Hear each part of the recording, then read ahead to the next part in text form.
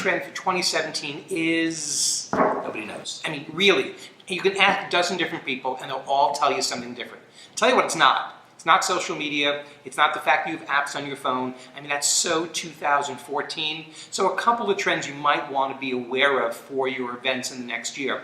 Let's start with artificial intelligence. Huge part of everything that we're doing, from Google to Netflix and Amazon and credit card fraud, and all that stuff is focused on AI, but so is your functionality. So is the ability to be able to access information, to understand, to learn from what has been done. An example of that, and it's clearly a term you might hear a lot in 2017, a chatbot, an automated robot on your website that will respond to queries and learn from them. And you might go, well, what does that have to do with the hospitality industry?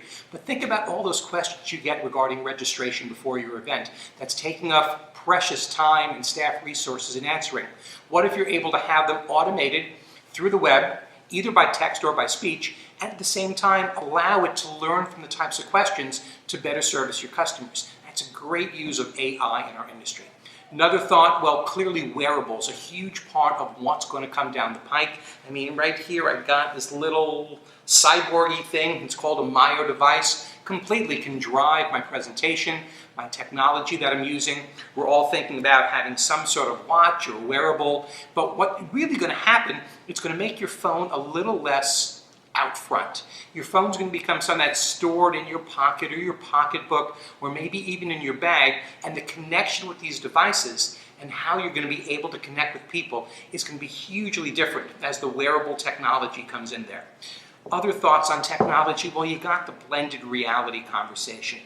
Augmented reality, still a very underused tool, even from the very basic level of being able to take your conference program and augment a video or something on top of it. I mean, simple level there. More complicated level, more valuable level might be augmenting stuff that the attendee can interact with.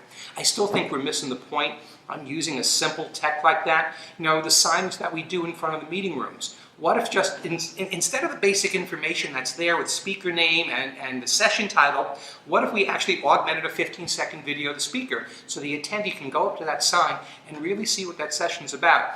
Now we're changing the customer service game using artificial intelligence and clearly using augmented reality.